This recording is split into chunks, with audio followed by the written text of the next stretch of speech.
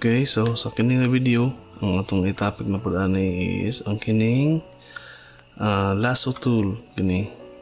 So gikan ani kining rectangular marquee, kining lasso, kining quick selection. Actually pareho ra gina sila no. Mo select og portion sa imuhang dire sa imong subject or object. Lain-lain na silang behavior pero same lang sila.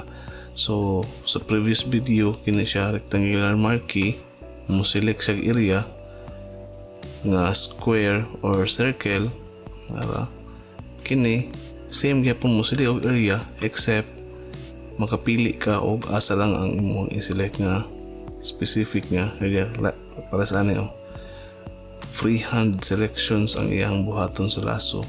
Kung imong i-right click tulo na siya klase. So una nga yung lasso yung pinakauna, L lang iyang shortcut. So ang trabaho ani is mo na siya.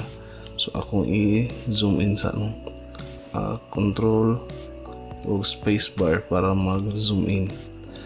So for example akong i-select ang kini nga area, kining curve, kanang curve diha.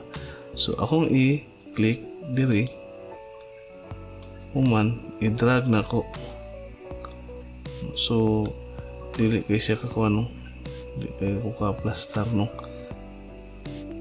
dili kay ko ka subay sa iyang kan. Pero muna iyang selection no, muna iyang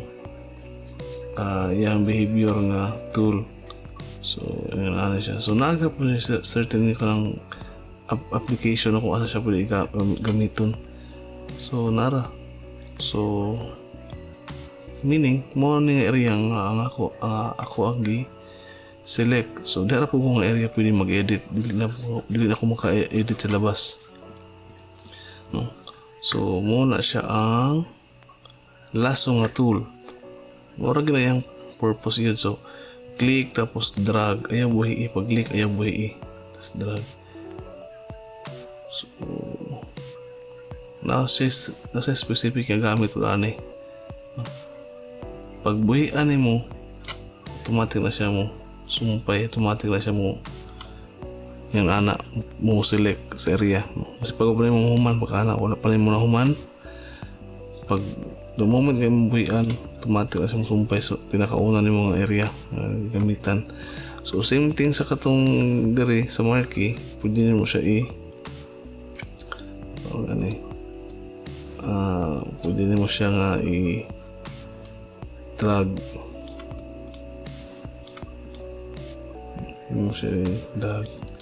then kining uban akong i-deselect mawala to. Next is kining polygonal lasso. So unsa pa trabaho ani, so itong testingan. So pag click nimo siya pag click tapos pagbuhi nimo na siya ani. So hantod nga di mo i-click og next, di mo siya i-click na po sa sunod diri area. So yung yung itsura makuan din mo, matarong nimo siya og kanang select ba. So kung tayo diha mo click ko another konto siya, kumbaga another points. So click so ano siya. So kung nakay mali pwede mo i-delete o backspace, tanggal siya para balikan, para tarungon mo pili. Kung may mali backspace para balikan. So muna siya ang polygonal tool.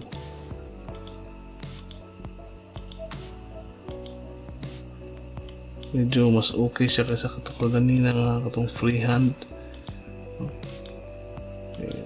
Click mo siya.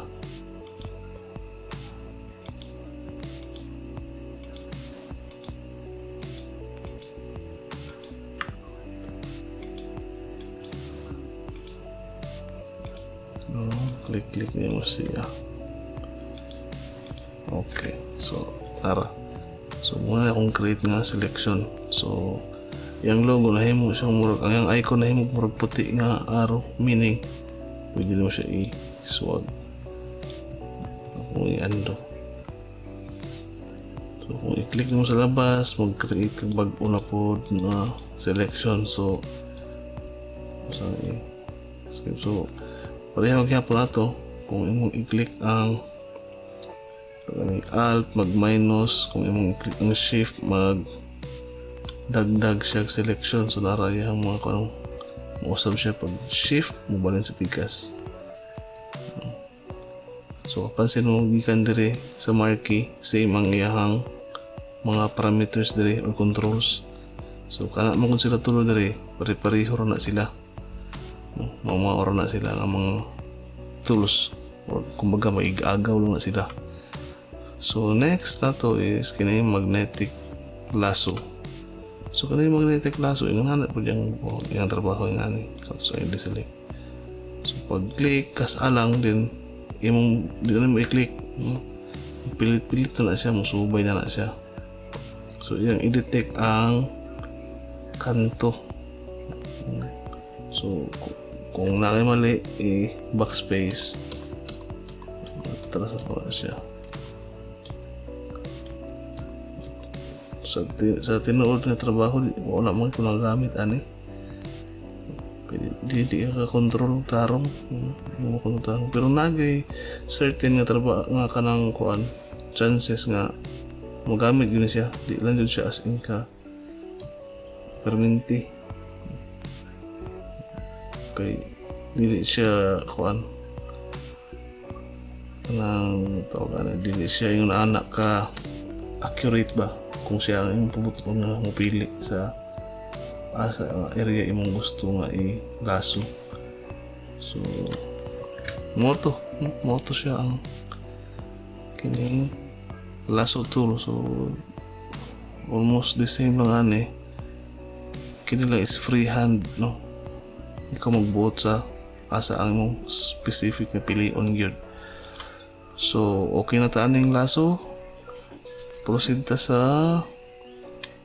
next na pod na tool.